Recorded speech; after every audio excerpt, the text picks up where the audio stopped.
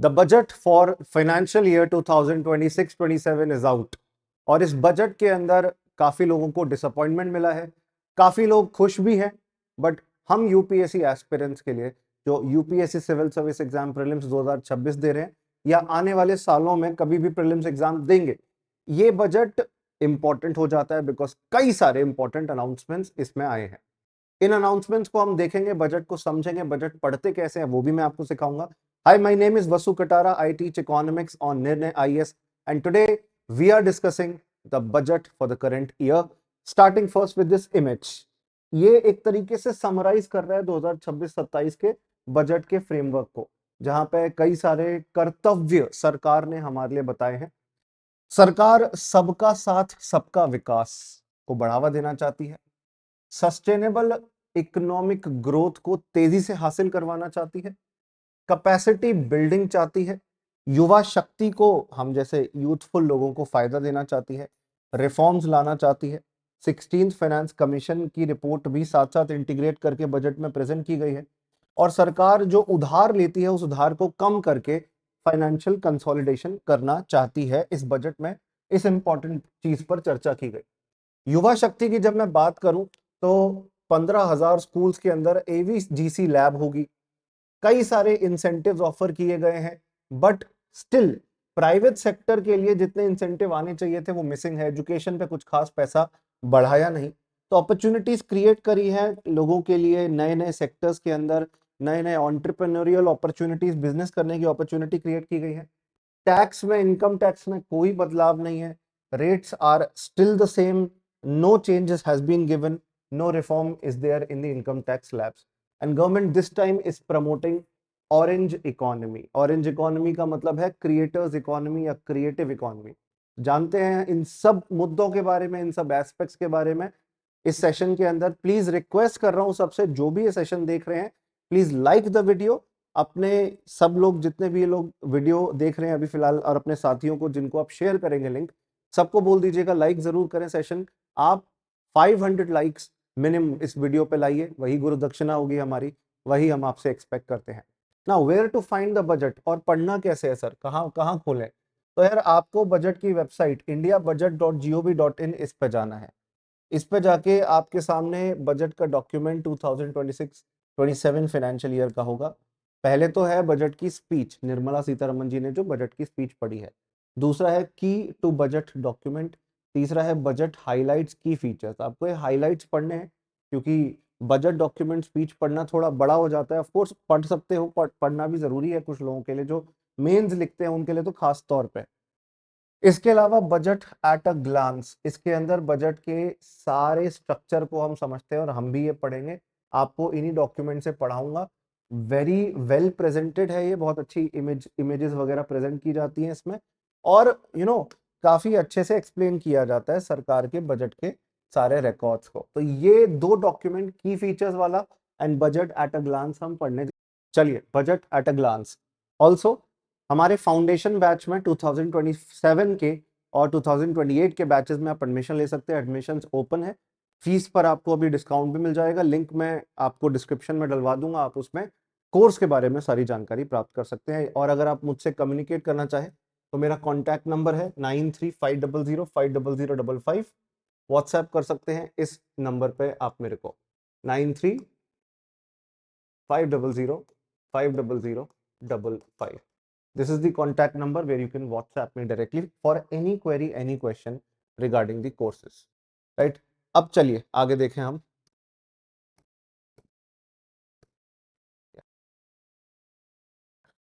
Budget को हम analyse करना, पढ़ना शुरू करते हैं, समझना शुरू करते हैं। बजट एट अ ग्लांस, जहां पे मैं सरकार के बजट को डिस्क्राइब कर रहा हूं। किसी भी देश का बजट होता है बेटे, तो उसमें सरकार की टोटल रिसीट, साल भर में जो सरकार कमाएगी वो लिखा होता है, और सरकार का टोटल एक्सपेंडिचर, कि सरकार जो जो पैसा खर्चेगी पब्लिक वेलफेयर पे, वो लिखा होता है। इस बार के बजट में भी सेम चीज है, कुछ अलग तो है नहीं। सरकार के रिसीट्स और सरकार के एक्सपेंडिचर का सारा लेखा जोखा बजट में दिया गया है। ये वाला जो कॉलम है ये करंट ईयर के लिए, जो अभी 1 अप्रैल से शुरू हो जाएगा, उसके लिए ये वाला कॉलम है। जिसमें सरकार की टोटल रिसीट्स, एंड याद रखना ये करोड़ में है, ये अमाउंट करोड़ में है। सरकार ने अनुमान दिया है, एस्टिमेट दिया है कि 53,47,315 करोड़ रुपए सरकार के पास आएंगे। 53 लाख करोड़ के आसपास, 53 लाख करोड़ के आसपास सरकार के पास आएंगे। अब सरकार की रिसीट्स भी दो तरीके की होती है, एक होती है शॉर्ट टर्म नेचर की जिसको रेवेन्यू रिसीट कहते हैं, एक होती है लॉन्ग टर्म नेचर की जिसको कैपिटल रिसीट कहते हैं। रेवेन्यू रिसीट शॉर्ट टर्म की मतलब एक साल से कम टाइम पीरियड से जुड़ी हुई, जो डे टू डे बेसिस पे, रेगुलर बेसिस पे सरकार पैसा कमाती है टैक्स लगाकर। आप कोई सामान खरीदते हो, जीएसटी पे करते हो, वो एक टैक्स पेमेंट है ना। तो सरकार ने कहा है कि इन रिसीट्स से 35,33,000 करोड़, 35 लाख करोड़ के आसपास सरकार प्राप्त करेगी। क्वेश्चन क्या बनेगा? क्वेश्चन बनेगा कि टोटल रिसीट्स में ज्यादातर पैसा रेवेन्यू रिसीट से आता है, सही बात है। क्वेश्चन बनेगा टोटल रिसीट्स में 50% से ज्यादा पैसा टैक्स रेवेन्यू से आता है, सरकार जो टैक्स लगाती है उससे आता है, सही बात है। 53 लाख करोड़ में से 28 लाख करोड़ तो टैक्स से कमाया गया है।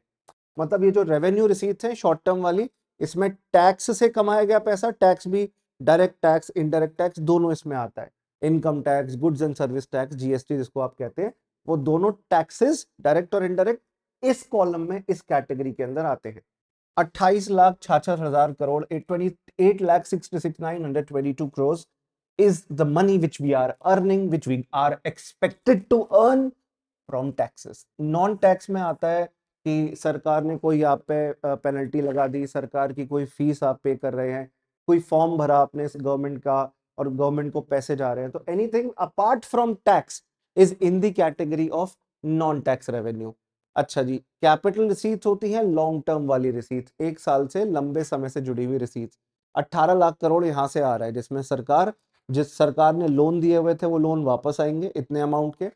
सरकार ने कुछ पैसा बोरो किया है, उधार लिया है दोस्तों, तो वो अमाउंट है लगभग 17 लाख करोड़ रुपए। मतलब इतना बड़ा अमाउंट है, 53 लाख करोड़ जो हम खर्चा करने का प्लान कर रहे हैं कि हमारे पास इतना खर्चा करने के लिए पैसा होना चाहिए, 53 लाख करोड़ में से 17 लाख करोड़ रुपीस तो आपका बोरोइंग्स से आएगा, उधार लेकर आएगा। बहुत मोटा अमाउंट हमको उधार लेना पड़ रहा है, ये बात याद रखिएगा। चलिए आगे चलें,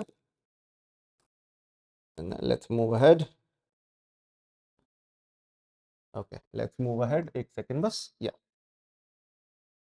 खर्चे कहाँ होंगे? खर्चे, जितना अमाउंट हम एक्सपेक्टेड टू रिसीव है उतना ही अमाउंट हमारा एक्सपेक्टेड टू स्पेंड होगा। जितना आएगा पैसा उतना ही तो बाहर जाएगा। आप एक्सपेंडिचर प्लान करके बैठे, ऑफ कोर्स सेम अमाउंट होगा, 53 लाख करोड़ अप्रोक्सीमेटली। इसमें से आपका रेवेन्यू एक्सपेंडिचर जो शॉर्ट टर्म का डे टू डे बेसिस का एक्सपेंडिचर है, रोड टूट गई रिपेयर कराना, पुल टूट गया रिपेयर कराना, salaries, pension, army navy air force, courts, police, इनके ऊपर होने वाला खर्चा, डे टू डे बेसिस का एडमिनिस्ट्रेटिव एक्सपेंस, वो आपका रेवेन्यू एक्सपेंडिचर है। अराउंड 41 लाख करोड़ रुपीस का रेवेन्यू एक्सपेंडिचर है। बाकी इंटरेस्ट पेमेंट जो हमने पहले के लोन लिए हुए हैं उनका interest payment almost 14 lakh crore का है। माय गॉड, इतना तुम ब्याज चुकाओगे तो करंट ईयर के डेवलपमेंट पे खर्चोगे कैसे? This is a very very big amount, ठीक है ना। इंटरेस्ट पेमेंट्स, और इंटरेस्ट पेमेंट इसी का पार्ट होता है, मतलब 14 लाख करोड़ 41 लाख करोड़ का पार्ट है। मतलब ये हम बात कर रहे हैं कि रेवेन्यू एक्सपेंडिचर के अंदर कौन से खर्चे आते हैं। मैंने बताया सैलरी, पेंशन सरकारी कर्मचारियों की, मैंने बताया आर्मी नेवी एयरफोर्स के ऊपर, पुलिस के ऊपर, कोर्ट्स के ऊपर होने वाला खर्चा, इंटरेस्ट आप चुका रहे हो लोन जो आपने लिया था उस पर। मतलब 42 लाख करोड़ जो आप उधार ले रहे हो उसमें से 14 लाख करोड़ का तो इंटरेस्ट पेमेंट्स ही जा रही है, राइट। 41 लाख करोड़, माफ कीजिएगा, उधार नहीं, जो आपके रेवेन्यू एक्सपेंडिचर है उसमें से 14 लाख करोड़ की तो इंटरेस्ट पेमेंट्स ही जा रही है, जिसमें पहले के लोन के ऊपर है इंटरेस्ट पेमेंट्स।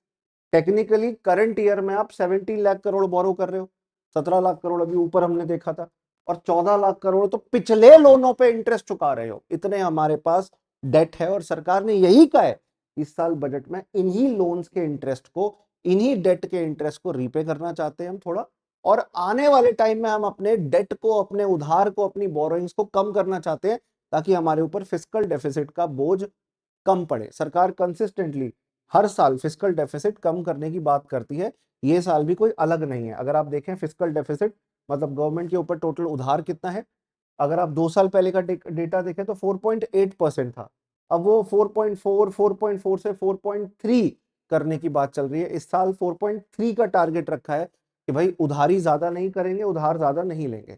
आप कहोगे सर 15 लाख करोड़ था पिछली बार, इस बार 16-17 लाख करोड़ है, तो उधार तो बढ़ रहा है ना। अमाउंट में हैव बीन इंक्रीजिंग, अमाउंट भले ही बढ़ रहा हो, बट रियलिटी में अगर आप देखेंगे तो टोटल बजट का, भाई देखो बजट जितना बड़ा होगा, खर्चा जितना बढ़ेगा, उसका अमाउंट जो आप बोरो कर रहे हो उसमें वो उतना ही, अगर ज्यादा अमाउंट नहीं बढ़ता तो वो उतना ही छोटा होता जाएगा। मेरी बात समझ रहे हैं? फॉर एग्जाम्पल, आप एक छोटा सा कलर, रंग एक भगोनिया में मिलाओ, पानी के भगोनिया में, उसमें वो रंग बहुत ज्यादा दिखेगा। उतना ही रंग अगर एक समुद्र में मिलाओगे तो समुद्र का तो रंग चेंज ही नहीं होगा। It is such a small amount. तो वैसे ही आप देख रहे हो कि इंक्रीज तो हो रहा है बोरोइंग्स, बट टोटल बजट जो है हमारा, टोटल बजट का साइज जो है हमारा, दैट इज ऑल्सो इंक्रीजिंग। हम 53 लाख करोड़ इस साल खर्च रहे हैं, एक टाइम पे ये 40 लाख करोड़ होता था। धीरे धीरे धीरे धीरे बढ़ता जा रहा है, जैसे जैसे देश आगे बढ़ता जा रहा है, पॉपुलेशन बढ़ती जा रही है, देश की रिक्वायरमेंट बढ़ती जा रही है, उसके साथ साथ ये बढ़ रहा है दोस्तों। और भी कई सारे डेफिसिट होते हैं, इकोनॉमिक्स में हम पढ़ते हैं, प्राइमरी डेफिसिट भी कम करना चाह रहे हैं। 1.4 से 0.8 लाने की बात कही थी, फिर 0.7 करंट ईयर के लिए हमने प्रोजेक्ट किया है। Effective revenue deficit 0.3% and revenue deficit 1.5%। 1.5 नहीं होना चाहिए, मैं ऑनेस्टली चाहता हूं ये 0.5% से कम हो, बट सरकार ने स्टिल इस साल रेवेन्यू डेफिसिट का टारगेट 1.5% रखा है। तो ये तो पहली बात, बजट में कहां से क्या कहां से कितना, कहां पैसा जाएगा आएगा, इसका हमने calculation the. Continuing the same thing, अब बजट के अंदर ये जो टेबल हम देख रहे हैं, इस टेबल के अंदर सरकार पैसा कमाती कहां से है उसके बारे में देखेंगे कि अगर हम टोटल अर्निंग्स देखें सरकार की, तो उसके पास अलग अलग सोर्सेज से जो पैसा आता है वो कितना है। तो कंपनियां जो टैक्स कमाती हैं, कॉर्पोरेट टैक्स, कंपनियां जो प्रॉफिट कमाती हैं, पार्डन मी, उन पे जो टैक्स पे किया जाता है कंपनियों के द्वारा, उसे हम कहते हैं कॉर्पोरेट टैक्स। 18% का टोटल इनकम में 18% का हमारे पास कॉर्पोरेट टैक्स आता है। Income tax is 21%, right. Custom duty, देश के बाहर से जो आप सामान इंपोर्ट करके ला रहे हो, यहां से जो सामान एक्सपोर्ट कर रहे हो, उस पे कमाया गया टैक्स कस्टम ड्यूटी होता है, that is 4%। Union excise duty 6%। Excise duty लगती है किसी चीज के प्रोडक्शन के ऊपर। GST and other taxes, goods and service tax, ये 15% है। क्वेश्चन बनेगा जीएसटी इनकम टैक्स से ज्यादा है, गलत। 15% टोटल जीएसटी आ रहा है, इनकम टैक्स तो 21% था। इवन कॉर्पोरेट टैक्स ही 18% है, तो जीएसटी का अमाउंट ऑफकोर्स इंक्रीज हो रहा है, बट इतना ज्यादा इंक्रीज नहीं हो गया कि भाई इनकम टैक्स और कॉर्पोरेशन टैक्स से ज्यादा हो जाए। इसके अलावा नॉन टैक्स रेवेन्यू, मैंने जो बताया, सरकार जो फीस से कमाती है, फाइन से कमाती है, सरकार ने इंटरेस्ट से पैसा कमाया, किसी को लोन दिया था वहां से इंटरेस्ट आया, गवर्नमेंट ने जो भी पैसा इसके अलावा कमाया सरकारी कंपनियों के प्रॉफिट से, वो नॉन टैक्स रेवेन्यू है।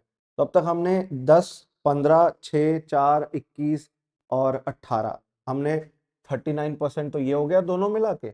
ये इसको जोड़ लो तो 49%, इसको जोड़ लो तो 59%, और इसको जोड़ लो तो 75%, 75% के आसपास, 74-75% के आसपास हमारी इनकम बन कहाँ से रही है वो हमने समझ लिया है। 74% एग्जैक्टली अगर मैं बोलूँ तो कहाँ से बन रही है वो हमने पढ़ लिया है।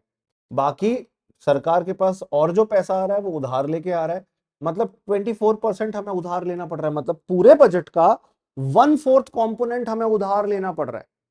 My god, such a big amount. Non debt capital receipts भी कुछ रिसीट्स होती हैं, आपने लैंड सेल कर दिया, आपने सरकारी कंपनियां, जो सरकार का लैंड था, सरकार की जो कंपनियां थी उनमें डिसइन्वेस्टमेंट कर दिया, ये ऑलमोस्ट 2% है।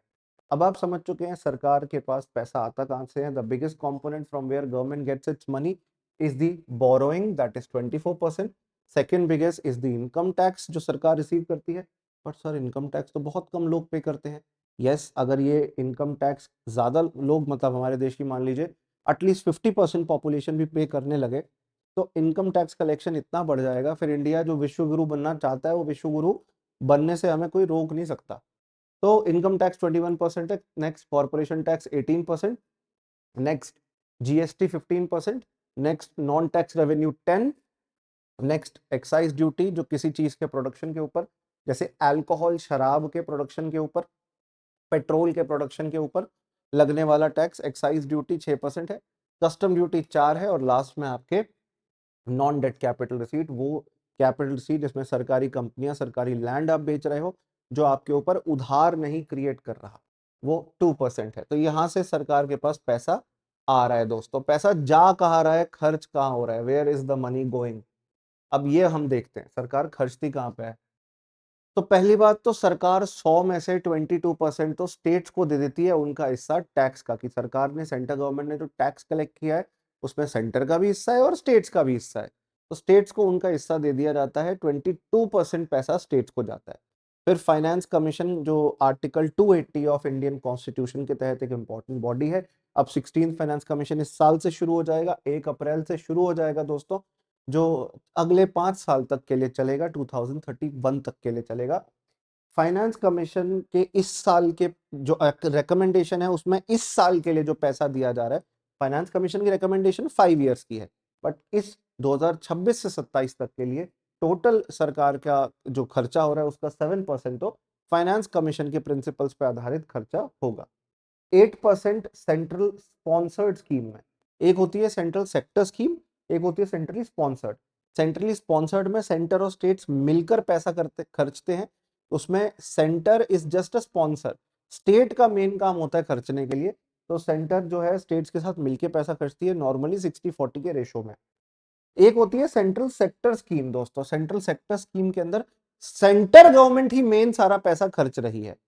सेंट्रली स्पॉन्सर्ड में सेंटर और स्टेट्स मिलके, सेंट्रल सेक्टर के अंदर सेंटर गवर्नमेंट एकमात्र अकेली पैसा खर्चती है, क्योंकि वो उसके दायरे में, उसके क्षेत्र अधिकार में, उसके जूरिसडिक्शन में, उसकी टेरिटरी में आता है, इसलिए वो पैसा खर्चती है। 17% of the total expense is in the sector of central sector schemes, जो सेंटर गवर्नमेंट के दायरे में आने वाले खर्चे हैं, स्कीम्स है, उन पे पैसा, जो सेंटर गवर्नमेंट के जूरिसडिक्शन में, सेंटर गवर्नमेंट के पावर में आने वाले खर्चे हैं, उन पे पैसा जो खर्च हो रहा है बेटा, मैं उसकी बात कर रहा हूँ। नेक्स्ट आता है आपका सेंट्रली स्पॉन्सर्ड, 8% है, जिसमें सेंटर और स्टेट्स मिलके पैसा खर्चते हैं, बट ये 8% जो है पैसा जो जा रहा है ये सेंटर के हिस्से का जा रहा है, स्टेट्स अपने अपने हिस्से का भी लगाएंगे, ये सेंटर के हिस्से का है। नेक्स्ट है आपका interest payment 20%, my God, total खर्चे का 20% तो हम पिछले जो उधार हैं उसके ब्याज को ही चुकाने पर लगा दे रहे हैं, बहुत बड़ा अमाउंट है, राइट। इंटरेस्ट पेमेंट्स इतनी देनी पड़ रही है, इसलिए सरकार कह रही है फिस्कल कंसोलिडेशन करेंगे, धीरे धीरे उधार लेना कम करेंगे, नया उधार कम लेंगे, पिछला उधार चुकाएंगे, इंटरेस्ट पेमेंट्स अपने आप कम होती जाएंगे। नेक्स्ट है डिफेंस के ऊपर खर्चा, 11% हमारा डिफेंस के ऊपर खर्चा होगा। अलग अलग सब्सिडीज जो गवर्नमेंट देती है 6% के हिसाब से, हमारा टोटल खर्चे का 6% सब्सिडीज पे जाएगा। इसके बाद सिविल पेंशन, लोगों की पेंशन्स जो जाती हैं बुढ़ापे में, 2% पैसा इस पे जाएगा। बाकी remaining rest of the expenditure 7% इतना अमाउंट है, कैटेगराइज किया जा रहा है। तो सरकार का सबसे मोटा पेमेंट आउटफ्लो होता है स्टेट्स को टैक्सेस का शेयर जो मिल रहा है। सेकेंड होता है इंटरेस्ट पेमेंट, जो पिछले लोन हम लेके बैठे हैं उस पर 20% है। थर्ड पे आएगा आपका सेंट्रल सेक्टर स्कीम पे 17% खर्चा। फोर्थ पे आएगा हमारी डिफेंस के ऊपर खर्चा। फिफ्थ पे आएगा हमारे सेंट्रल स्पॉन्सर्ड स्कीम्स के ऊपर खर्चा। सिक्स्थ पे आएगा हमारे फाइनेंस कमीशन और उससे रिलेटेड ट्रांसफर्स पे। नेक्स्ट आएगा हमारी सब्सिडीज पर, similarly other expenditure, and last हमारा जो पेंशन जा रही है लोगों को, 2% के आसपास टोटल खर्चा है। सरकार के डेफिसिट्स ये अमाउंट में भी है और परसेंटेज में भी है। अमाउंट तो एक नंबर है, मतलब 16 लाख करोड़ होगा, परसेंटेज में क्या है, तो इसी नंबर को जब आप न्यूमरेटर में रखो, डिनोमिनेटर में देश की जीडीपी रखो, तब ये परसेंटेज आता है। तो मतलब physical deficit as a percentage 4.3% जो है, दैट इज ये हमारा amount divided by countries GDP. Got it, understood. इस तरीके से फाइन करते हैं।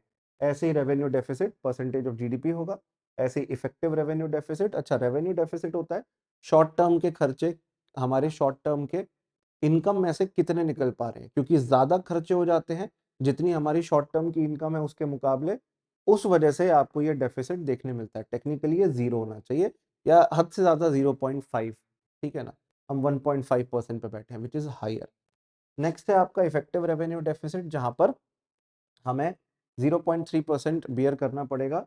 इफेक्टिव रेवेन्यू डेफिसिट ये वो होता है रेवेन्यू डेफिसिट का हिस्सा, यार ये 1.5% दिख रहा है ना, ये 59 5,92,000 करोड़ रुपीस है, 5 लाख करोड़, ऑलमोस्ट 6 लाख करोड़ के आसपास है, क्योंकि 5,92,000 है। तो 6 लाख करोड़ में ना कुछ पैसा जो हमने स्टेट्स को दिया था, स्टेट्स ने उससे इंफ्रास्ट्रक्चर बना लिया अपना, स्टेट ने उससे रोड हाईवे बना लिए, जो अच्छी चीज है। इंफ्रास्ट्रक्चर में अगर पैसा जाता है तो हम उसे घाटा नहीं मान सकते ना, इसलिए टेक्निकली एक्चुअल घाटा 99,000 करोड़ का है। वो एक्चुअल डाटा आप देखते हैं इफेक्टिव रेवेन्यू डेफिसिट से, कि एक्चुअली कितना घाटा हो रहा है सेंटर का, जो शॉर्ट टर्म पे हमने जितना कमाया था उससे ज्यादा जितना खर्च दिया, तो इतना अमाउंट खर्च दिया, और परसेंटेज में 0.3 होगा as a percentage to our GDP.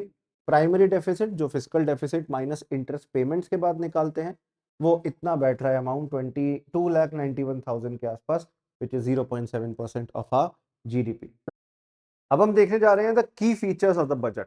अब बजट के इंपॉर्टेंट फीचर्स जो सरकार का ही डेटा है, उसकी हम एक बार ये पीडीएफ देखने जा रहे हैं। It contains all the important recommendation. तो यार इंडिया की अब आने वाले टाइम में ग्रोथ ट्रेजेक्ट्री कैसे होगी उसकी बात की है। हम विकसित भारत की तरफ जाना चाह रहे हैं, मैंने पहले भी बोला है, जिसमें हमें एम्बिशन, जो ग्रोथ का एम्बिशन है, उसमें लोगों को पीछे नहीं छोड़ना, सबको बराबर तरक्की देनी है, ऐसा सरकार कह रही है। जिसमें एक्शन ओवर एम्बिवेलेंस, की कदम उठाना है, सोच में ही बैठे नहीं रहना। रिफॉर्म ओवर रेटोरिक, बातें नहीं बनानी, असलियत में सुधार करना है। एंड पीपल ओवर पॉपुलिज्म, लोगों को चीजें पॉपुलिस्ट मेजर्स के तहत फ्री में नहीं बांटनी, बल्कि लोगों की जरूरत है सोचकर जो उनके लिए नेसेसिटी है वो प्रोवाइड करनी है। जिसमें इन 4 पहलू पे काम होगा: इकोनॉमिक स्टेबिलिटी, फाइनेंशियल डिसिप्लिन, की जो फालतू का उधार बढ़ता जा रहा था उसको कम कर सके, उसको रिड्यूस या कंसोलिडेट कर सके। ये जनता के लिए या देश के लिए ठीक है, बट इन्वेस्टर्स कई बार ना ये देखकर थोड़ा हिल जाते हैं, डर जाते हैं कि सरकार जो है वो ग्रोथ कर, उधार लेकर ग्रोथ करने से थोड़ा हिचक रही है, डर रही है। इसलिए कई बार इन्वेस्टर्स का सेंटिमेंट जो होता है, they get fearful because of financial discipline. ठीक है, discipline is not bad thing, पर कई बार ना डेवलपिंग कंट्रीज जो डेवलपिंग स्टेट में होती है उन्हें उधार लेकर ग्रोथ करना पड़ता है। नेक्स्ट है आपका सस्टेन्ड ग्रोथ। सिंपल है, important for mains, these points are. And महंगाई को मॉडरेट, कम रखना है, नहीं बहुत कम नहीं बहुत ज्यादा, मध्यम रखना है, मीडियम रखना है। अच्छा, अब what does the budget aim? Transform aspiration into achievement. जो अभी तक सोच रहे थे उनको एक्चुअली करके दिखाओ और अपने पोटेंशियल को परफॉर्मेंस में बदलो। 7% के आसपास ग्रोथ रेट प्रिडिक्ट किया गया है, बिग थिंग। जिससे हम फाइनेंशियल, बार बार आ रहा है, देखो, फाइनेंशियल प्रूडेंस, कि ज्यादा उधार लेकर अपने ऊपर बोझ नहीं क्रिएट करना। स्ट्रक्चरल रिफॉर्म्स करने हैं, दूसरे देशों से प्रोडक्ट्स इंपोर्ट करके डिपेंडेंसी जो बढ़ा लेते हैं हम खत्म करो। या चाइना से मंगाते हो आप, कोरिया से मंगाते हो, जापान से मंगाते हो, buy a lot of things from outside, you buy oil from the middle eastern country, from Russia. Try to reduce the dependency ना। इसके अलावा एनर्जी सिक्योरिटी, यही ऑयल जो है हमारा, जो हम बाकी देशों से खरीदते हैं, मिनरल्स जो हम बाकी देशों से खरीदते हैं, अपने देश की मैन्युफैक्चरिंग कैपेसिटी को बूस्ट करना है। इस पे इस बार बहुत हैवी फोकस था सरकार का। सरकार ने ये कहा कि गवर्नमेंट के जो, I just found a mistake, IAS, IRS officers, IAS officers, IES officers, how can you make such grammatical error? क्या है ये? निर्मला जी को कॉल करना पड़ेगा, रुको एक बारी, क्या किए हैं लोग। एक्टिंग्स क्या होता है? What is acting? एक्शंस। तो citizens benefit from government actions. Next time spell check करवा लीजिएगा ये सब बनाने से पहले। ये तो आजकल एआई बना देता है।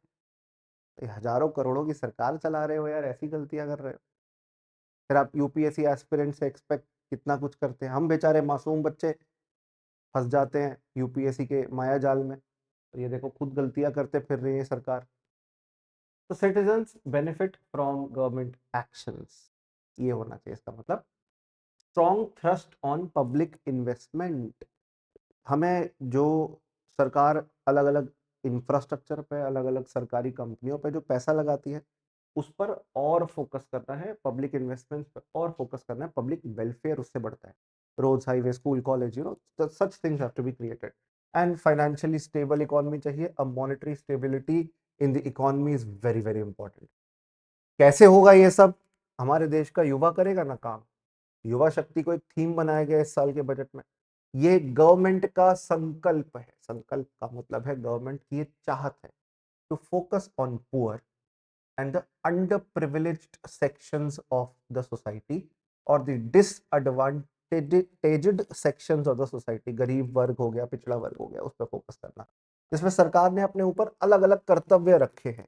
पहला कर्तव्य है accelerate and sustain economic growth, logically यही है बजट का कर्तव्य। दूसरा है हमारे देश के लोगों के एस्पिरेशंस को, सपनों को पूरा करना। तीसरा है सबका साथ सबका विकास, कोई छूट ना जाए इस सब में, जिसमें आपको पहले तो हमारे देश के अंदर बिजनेसेस की प्रोडक्टिविटी बढ़ानी है, राइट। हमारी इकोनॉमी दूसरे देशों के लिए, दूसरे देशों से कॉम्पिटिटिव रहे, हम कहीं पीछे ना रह जाएं इस रेस में। हमारे कई सारे कॉम्पिटिटर हैं, उनके मुकाबले इंडिया भी बैलेंस्ड ग्रोथ ही देखे दोस्तों। तो you have to build resilience. दुनिया भर में इतने बदलाव, इतने फ्लक्चुएशन, इतने चेंज आ रहे हैं। We have to build resilience, you have to build people's capacity, you have to build people's capacity, you have to be a strong partner in India's path to prosperity, you have to be a strong partner in India's path to prosperity। सरकार को हमारे देश के लोगों का साथी बनना होगा, सारथी बनना होगा। ये मेंस में लिखने काम आते हैं पॉइंट। हर फैमिली, हर कम्युनिटी, हर एरिया, हर स्टेट, जैसे नॉर्थ ईस्ट के लिए इस बार काफ़ी अनाउंसमेंट है, टूरिज्म के लिए काफ़ी अनाउंसमेंट है, तो इनको फोकस करके दोस्तों अपॉर्चुनिटीज देने की बात कही है इस बजट के अंदर। Starting here, sustaining the momentum of structural reforms, जो बदलाव धीरे धीरे हम लेकर आएंगे उनको हम अच्छे से बदलते रहें, बदलाव लाते रहें, हमारे देश के लिए अडेप्ट करते रहें नए नए चेंजेस को। फाइनेंशियल सेक्टर को इम्प्रूव करें, हमारे देश का बिजनेसेस को पैसा चाहिए, पैसा कहाँ से मिलेगा? जब फाइनेंशियल सेक्टर, जब बैंक्स, जब हमारी स्टॉक मार्केट, जब कंपनीज जो इस सेक्टर में इन्वॉल्व है उनकी ग्रोथ होगी और इससे एफिशिएंसी क्रिएट होगी दोस्तों। बस इस क्षेत्र में जो रिस्क है सरकार को वो मैनेज करने होंगे, कम करने होंगे। साथ साथ नई टेक्नोलॉजीज, खासतौर पे एआई, इनके अंदर लोग इन्वेस्ट करें, इनको यूज करें, जिससे बेटर गवर्नेंस हमारे देश में क्रिएट हो सके। इंडियाज रिफॉर्म एक्सप्रेस की हमारी ट्रेन चल चुकी है, राजधानी एक्सप्रेस की तरह, राजधानी एक्सप्रेस की स्पीड पे, जिसपे हम अलग अलग रिफॉर्म्स, जॉब क्रिएट करने के लिए, ग्रोथ लाने के लिए कर रहे हैं। सरकार कह रही है कि हमने लगभग 350 रिफॉर्म किए हैं अब तक, जिसमें 2017 में जीएसटी आया था। अभी पिछले ही साल लेबर कोड, 4 लेबर कोड थे, code on wages, code on social security, code on industrial relations, code on occupational safety, health and working condition, ये पूरा एक, ये 4 टोटल कोड थे, लेबर कोड थे, लेबर लॉज थे, जिसको सरकार ने इम्प्लीमेंट किया है। पहले 30 से ज्यादा कानून होते थे, अब उनको सिर्फ 4 में इंटीग्रेट कर दिया है। तो मतलब हमने इतने सारे लेबर लॉज को रिफॉर्म कर दिया है। साथ साथ क्वालिटी कंट्रोल रूल्स के अंदर, क्वालिटी कंट्रोल ऑर्डर के अंदर भी सरकार सुधार कर रही है। तो ऐसे, ये तो मैंने 2-3 चेंजेस की बात करी, ऐसे 350 रिफॉर्म्स हुए हैं, 350 चेंजेस हुए हैं। अब सरकार ने कई सारी हाई लेवल कमिटियां भी बनाई कि पुराने लॉ देखो, उनमें अगर कुछ काम का नहीं रखता तो हटाओ, उन्हें रिफॉर्म करो और नए लॉ लेकर आओ। Central government is working with the state governments on deregulation and reducing compliance requirement। मुद्दे की बात क्या है कि केंद्र सरकार जो है हमारी अलग अलग स्टेट गवर्नमेंट्स के साथ मिलकर काम कर रही है, राइट। किस सेक्टर के अंदर किस चीज को लेकर, to reduce the intervention and involvement of government. हर एरिया में सरकार घुसी हुई है, अरे प्राइवेट बिजनेस को बिजनेस करने दो, उसके लिए डीरेगुलेशन क्रिएट करो। Do not gate involved so much into the life of business and interfere in their business. भाई वो बिजनेस पर्सन सोचे कि इस देश में बिजनेस करने का फायदा ही नहीं। इसके लिए डी रेगुलेशन करना बहुत जरूरी है, रूल्स रेगुलेशंस को सिंप्लीफाई करना बहुत जरूरी है, बिजनेसेस के लिए इजी बनाना जरूरी है और ease of doing business create करना जरूरी है। नेक्स्ट, ग्रोथ एंड डेवलपमेंट पे सरकार ने फोकस करने की बात कही है, पर कुछ पिलर बनाए हैं। क्या पिलर हैं भाई? सबसे पहला सस्टेनिंग इकोनॉमी ग्रोथ, ये तो पता ही है हमको। Strengthening the foundation of growth, people centric development, trust based governance, ease of doing business, ease of living, physical matters. ये मेंस के लिए इंपॉर्टेंट फिर भी हो जाते हैं, प्रीलिम्स के लिए इनकी कोई इंपॉर्टेंस नहीं है, इसको आप आगे छोड़ के आगे बढ़ सकते हो। अब इंपॉर्टेंट एस्पेक्ट पे चलो ना। पहला पिलर सस्टेनिंग इकोनॉमिक ग्रोथ। अब इन पिलर को जब खोल के देखोगे वो हमारे लिए इंपॉर्टेंट हो जाएगा, जिसमें बायो फार्मा शक्ति नाम का कई हजार करोड़ का ये इनिशिएटिव शुरू किया गया है, जिसमें हमारे बायो फार्मास्यूटिकल प्रोडक्ट्स हो गए, एक्टिव फार्मास्यूटिकल इंग्रेडिएंट, जो दवाइयों में पड़ने वाला मटेरियल होता है, फार्मास्यूटिकल टेक्नोलॉजीज होती है, नई नई दवाइयाँ, दवाइयों को बनाने की टेक्नोलॉजी, इन पर फोकस करने की कोशिश की जा रही है, इसलिए फार्मास्यूटिकल कंपनी के शेयर प्राइसेस बहुत हाई थे आज। इवन स्टॉक मार्केट 3% के करीब गिर गया था एक टाइम पे, जब निर्मला सीतारमन जी के अनाउंसमेंट से निराश हो गया था। बट बायो फार्मास्यूटिकल कंपनी जैसे बायोकॉन है, एक बहुत फेमस कंपनी है, राइट, बायोकॉन, बायोकॉन का शेयर अराउंड 3 to 5% इंक्रीज कर गया था देखते देखते। तो मतलब they are happy, people are happy in the bio pharmaceutical sector, जो दवाइयां बनाएगा, इट इज हैप्पी कि सरकार उस पर फोकस कर रही है बायो फार्मा शक्ति के तहत। फिर हाई टेक्नोलॉजी टूल रूम्स इन CPSE, central public sector enterprises, केंद्रीय सरकार के अलग अलग कंपनियां, जैसे सरकार की ओएनजीसी, सेल, भेल, रेल, ये सरकारी कंपनी होती है ना, इनके अंदर हाईटेक टूल रूम भी होने चाहिए। सेमीकंडक्टर मिशन का 2.0 वर्जन शुरू किया है, जिससे हम इंडिया के सेमीकंडक्टर टेक्नोलॉजी को आगे ले जा सकें, हम बाकी देशों को टक्कर दे सकें। बाकी रेयर अर्थ परमानेंट मैग्नेट्स, इसके लिए स्कीम लेकर आए हैं, इसका प्रोडक्शन पे फोकस करना है, रिसर्च पे, माइनिंग पे, प्रोसेसिंग, मैन्युफैक्चरिंग, इन सब पे फोकस करना है। हमने केमिकल्स, क्योंकि हमें दूसरे देशों से इंपोर्ट करने पड़ते हैं, तो 3 डेडिकेटेड केमिकल पार्क बनाए हैं, जिनसे केमिकल्स भारत में प्रोड्यूस हो, इंडिया में प्रोड्यूस हो। फिर आपका अफोर्डेबल स्पोर्ट्स गुड्स, खेल जो खिलाड़ी स्पोर्ट्स मटेरियल यूज करते हैं, cricketers, basketball players, football players, वो इंडिया में बने और सस्ते हों। दूसरे देश में बनते हैं, महंगे भी होते हैं, फिर इंडिया में आते हैं, फिर इंपोर्ट ड्यूटी लगाती है सरकार उस पर, तो बहुत एक्सपेंसिव हो जाते हैं। यहीं बनाओ, यहीं बेचो, टैक्स भी कम लगेगा और अल्टीमेटली लोगों को सस्ते मिलेंगे। और हमारे देश में युवा पीढ़ी स्पोर्ट्स के लिए तो काफ़ी अट्रैक्ट हो ही रही है पिछले कुछ सालों से। नेक्स्ट है scheme to review 200 legacy industrial clusters. जितने भी हमारे देश में इंडस्ट्रीज हैं, 200 के करीब इंडस्ट्रीज को हम रिफॉर्म या रिवाइव करने की कोशिश कर रहे हैं। नेक्स्ट है strengthening domestic manufacturing of high value and technologically advance construction and infrastructure equipment. Basically क्या चाह रहे हैं कि हमारे देश के अंदर कंस्ट्रक्शन सेक्टर के अंदर, जैसे रोड्स बना रहे हो, हाईवे बना रहे हो, बिल्डिंग्स बना रहे हो, उनके जो टूल्स हैं, you are buying from which country? Germany से हम बहुत कुछ इंपोर्ट करते हैं, यूएस मेड कंपनी से इंपोर्ट करना पड़ता है। इंडिया में वो टूल्स बनाओ ना, जो दूसरी बिल्डिंगों को बनाने के लिए काम आएगा, इंफ्रास्ट्रक्चर इक्विपमेंट्स होते हैं। अब जेसीबी मशीन ही एग्जांपल ले लो, JCB is not an Indian company. मुझे जरा कमेंट बॉक्स में बताइएगा कौन से देश की है, राइट? उस देश के जब प्राइम मिनिस्टर भी आए थे इंडिया में, तो वो एक जेसीबी मशीन पे चढ़ भी गए थे कि ये दिखाने के हमारे देश की है, देखो हमने बनाई है। इलेक्ट्रॉनिक कंपोनेंट मैन्युफैक्चरिंग पे फोकस है, टेक्सटाइल के प्रमोशन, ये तो हर साल ही आता है, इसमें कुछ नया नहीं है। अपनी नई चीज़ ये है कि जो यूरोपियन यूनियन के साथ हमने फ्री ट्रेड अग्रीमेंट किया है, वो इंडिया से होने वाले टेक्सटाइल एक्सपोर्ट जो यूरोपियन यूनियन में जाएंगे, कपड़े जो एक्सपोर्ट होंगे, उन पर टैक्स काफ़ी कट कर देता है। तो इंडियन एक्सपोर्टर्स का जो कपड़े सेल करते हैं यूरोपियन यूनियन में, जो सेल करेंगे, उनके लिए गोल्डन अपॉर्चुनिटी है।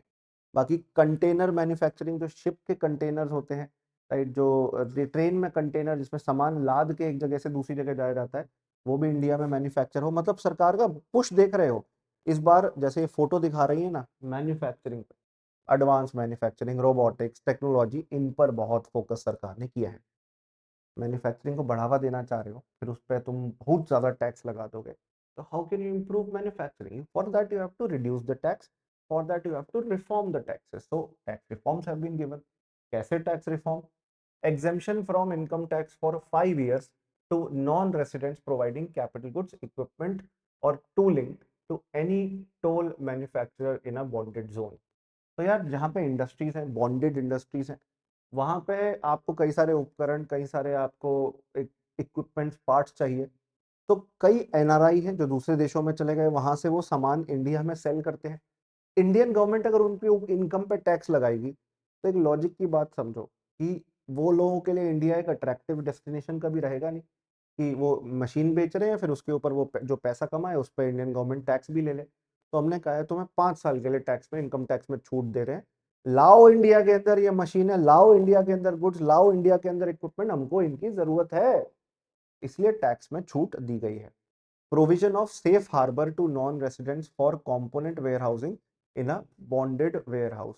So for the next few years, a safe harbor means to provide a guarantee by the government, ठीक है ना, टैक्स को लेकर, अलग अलग एस्पेक्ट्स को लेकर प्रोवाइड की गई है। ये स्टेटमेंट अगर पूछी गई तो एग्जैक्टली यही लाइन आएगी, इसके आगे नहीं जाया जाएगा, तो हम इसके एक्सप्लेनेशन में ज़्यादा टाइम नहीं वेस्ट करेंगे। नेक्स्ट है आपका deferred duty payment window to trusted manufacturers, जो ऐसे मैन्युफैक्चरर्स हैं इंडिया के अंदर जो कि देश को अलग अलग चीजें सप्लाई करते हैं एंड गवर्नमेंट ट्रस्ट देम, उनको टैक्स पेमेंट्स में, जो ड्यूटी पेमेंट्स में कुछ टाइम का रिलैक्सेशन दे दिया जा रहा है कि अभी नहीं दे पा रहे बाद में दे दीजिएगा, तुरंत नहीं दे पा रहे बाद में दे दीजिएगा। मैं सामान बेच रहा हूँ तो मेरे को उसका पैसा आने में कई बार टाइम लगता है, इनकम रियलाइज होने में कई बार टाइम लगता है। सरकार अगर तुरंत ही टैक्सेस या ड्यूटी ले लेगी तो मेरे ऊपर बोझ पड़ गया सरकार को टैक्स देने का, तो इसलिए थोड़ा डेफर किया जा रहा है ड्यूटी पेमेंट विंडो की, you can pay after some time. Increase the limit for duty-free imports of specified inputs using for processing seafood products। मछली और मछलियों के उत्पादन की प्रोसेस के अंदर कई सारी मशीन यूज होती हैं, तो उन पर भी ड्यूटी फ्री इंपोर्ट होगा, इंपोर्ट ड्यूटी नहीं लगाई जाएगी। और कई सारे प्रोडक्ट्स जो मछलियां जैसे कैन में पैक करके इंडिया के बाहर एक्सपोर्ट की जा रही है, रोहू, काटला, टूना, अलग अलग मछलियां बाहर एक्सपोर्ट की जा रही हैं। तो दोस्तों उस प्रोसेस के अंदर भी सरकार ने टैक्स एग्जेम्पशन दिया है। अगर बाहर एक्सपोर्ट कर रहे हो, मशीन लेकर आ रहे हो, तो मशीन तो ड्यूटी फ्री तरीके से इंपोर्ट करोगे 0% पे। पर वही मशीन है जो आप बाहर एक्सपोर्ट कर, मशीनों से बनाई गई मछलियां जो पैकिंग की गई है, जो उनको सी फूड को क्रिएट किया गया है, प्रोडक्ट्स बनाए गए हैं, पैकेजिंग की गई है, फूड प्रोसेसिंग की गई है, तो उस पर अभी फिलहाल टैक्स में एग्जेम्पशन मिल रहा है, टैक्स में छूट मिल रही है। ठीक है ना, पिछले सालों पे जो उन्होंने एक्सपोर्ट किया है उस पर टैक्स में छूट मिल रही है, सरकार इंसेंटिवाइज कर रही है technically. Duty free import of specified inputs extended to export of shoe uppers, ये इंपॉर्टेंट नहीं है, ये शू वेयर, ये हमारे फुटवेयर सेक्टर से जुड़ा हुआ है, ये प्रीलिम्स में नहीं पूछा जाएगा। लेदर, टेक्सटाइल, गारमेंट्स, इसमें भी ना जो टैक्स पे जो आप एक्सपोर्ट कर रहे हो सामान, उसमें टैक्स पे करने के टाइम में एक्सटेंशन मिला है कि कुछ टाइम बाद पे कर देना, तुरंत कई बार सामान जब आप बाहर एक्सपोर्ट करते हो तो उसका पैसा तुरंत नहीं आता, वो जब बिकता है दूसरे देशों में तब 2 महीने 3 महीने के बाद कई बार पैसा आता है, तो तुरंत सरकार टैक्स मांग लेती थी। सरकार कह रही है कि you can basically take some time and pay after it. Next है exemption from basic custom duty on specified parts used in the manufacturing of microwave oven. ये मतलब इसमें क्या ही समझाऊंगी, ये तो फैक्चुअल एस्पेक्ट है। कस्टम ड्यूटी एयरक्राफ्ट के मैन्युफैक्चरिंग, प्लेन्स के मैन्युफैक्चरिंग में उस पर एग्जामेशन हुई है, इस बार बात की गई है। MRO, maintenance, repair and overhaul of defence equipment, उसके वो जो पार्ट्स आते हैं, रॉ मटेरियल आते हैं, जो फाइटर एयरक्राफ्ट हो गया, कोई मिसाइल हो गई, कोई कोई भी सबमरीन हो गई, कुछ भी हो गई, इन डिफेंस यूनिट के अंदर जो भी रॉ मटेरियल लग रहे हैं उन पर कस्टम ड्यूटी सरकार जो लेती थी अब उसमें छूट दे दिया है। एयरक्राफ्ट के पार्ट्स में छूट दे दिया है। शिप्स, एक शिपिंग के ऊपर भी है, मैंने सुना था इस बार बजट में, उसमें भी एग्जेम्पशंस दिए गए हैं, राइट। अमाउंट कितना है, कितना टैक्स में छूट दी यूपीएससी, ये नहीं पूछता है, दिस इज नॉट इम्पोर्टेंट कि 2% होता था, 1.5 कर दिया है, आधा कर दिया है, दैट्स नॉट रेलेवेंट। बाकी इसके अलावा export cargo using electronic sealing to be provided through clearance from factory premises to the ship, not not relevant, not important. हाँ, ये SEZ वाला पॉइंट इंपॉर्टेंट हो जाता है कि एक बार की छूट दी जा रही है, special one time offer is being given to facilitate sale in domestic tariff area at concessional rate of duty by eligible manufacturing units of SEZ। ये इंपॉर्टेंट है क्योंकि SEZ तुमको पता नहीं होगा, SEZ होते हैं स्पेशल इकोनॉमिक जोन, जैसे नोएडा एक SEZ एरिया है, स्पेशल इकोनॉमिक जोन है, कुछ एरिया है नोएडा के अंदर जहाँ पे अगर आप कोई प्रोडक्ट मैन्युफैक्चर कर रहे हो और उसको फिर बाहर एक्सपोर्ट करते हो इंडिया के, तो सरकार आपको टैक्स में काफी छूट देती है, काफी कंसेशन देती है। इन एरियाज को इंडिया का एरिया माना ही नहीं जाता टैक्स पर्पस के लिए, मतलब टैक्स का ट्रीटमेंट अलग तरीके से होता है। अगर आप बेसिकली उस प्रोडक्ट को इंडिया में बेच रहे हो, एक टाइम का ऑफर है जिसमें आपको मैन्युफैक्चरिंग करके इंडिया में बेचने पर कंसेशनल टैक्स का बेनिफिट मिल रहा है, कम लगेगा टैक्स आपको। और क्यों सरकार इतनी मेहरबानी कर रही है, क्योंकि लोकल मैन्युफैक्चरिंग भी हम बढ़ावा देना चाहते हैं। फिर 3 pronged approach to help MSMEs grow as champions, चलो देख लेते हैं क्या है। इक्विटी सपोर्ट, सरकार छोटी कंपनी, छोटे बिजनेसेस के अंदर 10,000 करोड़ का पैसा डालेगी SME, small medium enterprise growth fund के तौर पे, ठीक। Top up the self reliant India fund जो 2021 में बना था, उस फंड में 2,000 करोड़ सरकार और डाल रही है, ये इंपॉर्टेंट है। Mandate trades as the transaction settlement platform for all purchase from MSME by central public sector enterprises serving as a benchmark for other corporate. सरकारी कंपनियां अगर मार्केट से छोटे बिजनेसेस से कुछ खरीद रही हैं, टेबल चेयर लाइट कुछ भी खरीद रही हैं, तो तुरंत पैसा नहीं देती, कागज पे लिख के दे देती है कि 3 महीने बाद देंगे, ये लो प्रूफ रखो। अब ट्रेड्स नाम का ट्रेड रिसीवेबल डिस्काउंटिंग प्लेटफॉर्म है, इस प्लेटफॉर्म पे जाकर वो बिल दिखा सकते हैं। अगर मान लो 1 लाख रुपए का सामान बेचा था तो ये आपको 99,000 तुरंत दे देंगे और फिर ये कलेक्ट करेंगे उस सरकारी कंपनी से। तो छोटे बिजनेसेस ना कई बार तुरंत उन्हें पैसा चाहिए होता है अपने बिजनेस के अंदर, सर्वाइवल के लिए तुरंत पैसा चाहिए, तो उनको 1 लाख रुपए तो सरकारी कंपनी बाद में देंगी, ये ट्रेड्स तुरंत दिलवा देता है, कुछ पैसा आपकी डिस्काउंटिंग कर देता है बिल ऑफ एक्सचेंज की, तो आपको लिक्विडिटी मिल जाती है, तुरंत कैश मिल जाता है अपने बिजनेस के लिए। तो हम ये फैसिलिटी दे रहे हैं, ये सेटलमेंट प्लेटफॉर्म होगा जिसमें मदद की जाएगी एमएसएमईज की। अब आप कहोगे सर 1,000 रुपए का लॉस हो रहा है, वो लॉस नहीं हो रहा। 99,000 अगर आ गया है बिजनेस के पास, छोटे बिजनेस के पास, तो अपने बिजनेस में वापस री इन्वेस्ट कर लेगा। हो सकता है उससे वो 1,10,000 रुपए कमा ले बिजनेस कर करके, हो सकता है उससे और प्रॉफिट कमा ले। हाथ में पैसा होना चाहिए ना, बिजनेस रुकना नहीं चाहिए, कहीं पैसा अटकना नहीं चाहिए। सरकारी कंपनियां कई बार डिले के साथ पैसा देती हैं, बट इनका लॉस तो ना हो, इसलिए ये इंश्योर किया जा रहा है। Introduce a credit guarantee support mechanism through credit guarantee trust, एक सरकार ने गारंटी ट्रस्ट क्रिएट किया हुआ है माइक्रो स्मॉल मीडियम एंटरप्राइज के लिए, CGTMSE, जिसमें आपके बिल डिस्काउंटिंग, बिल को इनवॉइस भी कहते हैं, इनवॉइस डिस्काउंटिंग इस प्लेटफॉर्म के माध्यम से होगा। और गारंटी दी जा रही है, अगर कोई पैसा उधार दिया जाएगा तो उधार लेने वाले की गारंटी सरकार ले रही है, कोई बात नहीं है, पैसा दे देगा, इसका बिल हम गिरवी रख रहे हैं। जैसे मैं एक छोटा व्यापारी हूँ, एमएसएमई हूँ, मुझे स्टील अथॉरिटी ऑफ इंडिया से पैसा आना है, मैंने अपना बिल कहीं गिरवी रख लिया और तुरंत पैसा उधार में ले लिया, क्योंकि मुझे अपने बिजनेस के लिए कुछ चेंजेस करने थे, तुरंत कहीं पेमेंट करनी थी, वरना बिजनेस ही बंद हो जाता। तो उधार में पैसा मिल गया, वापस चुका दूंगा, पर वो मेरे पे विश्वास कैसे करेगा उधार देने वाला? क्रेडिट गारंटी ट्रस्ट मुझे उनको विश्वास दिलवाएगा तो कि ये नहीं पैसा देगा तो हम देंगे, आप दे दो पैसा, जाने दो, अच्छा बंदा है, नियत का साफ है, दिल का। इस तरीके से चलता है platform. Linking GeM with trade, GeM होता है गवर्नमेंट ई मार्केट प्लेस, ये गवर्नमेंट का OLX है, जिस पर गवर्नमेंट लिस्ट करता है कोई चीज की रिक्वायरमेंट है तो हम लोग टेंडर डालते हैं। गवर्नमेंट कह रही है 200 टेबल चाहिए, मैं कह रहा हूँ हाँ मेरे पास है 200 टेबल, ले लो, इतना रेट लूंगा। तो इस पर गवर्नमेंट अपने प्रोडक्ट्स जो खरीदना चाहती है उसकी लिस्टिंग करती है और हम लोग उन्हें बेच देते हैं। तो linking GeM with trades to encourage cheaper and quicker financing, trades receivable as asset-backed securities to develop a secondary market and enhance liquidity and settlement of transactions। Trades जो है आपका ट्रेड रिसीवेबल प्लेटफॉर्म जो हमने अभी बात करी थी, इस पर क्योंकि सेकेंडरी मार्केट बोला है, सेकेंडरी मार्केट होता है कि कहीं पे आप जो चीज़ ओरिजिनली खरीद के बैठे उसको आप बेच सको, ठीक है ना।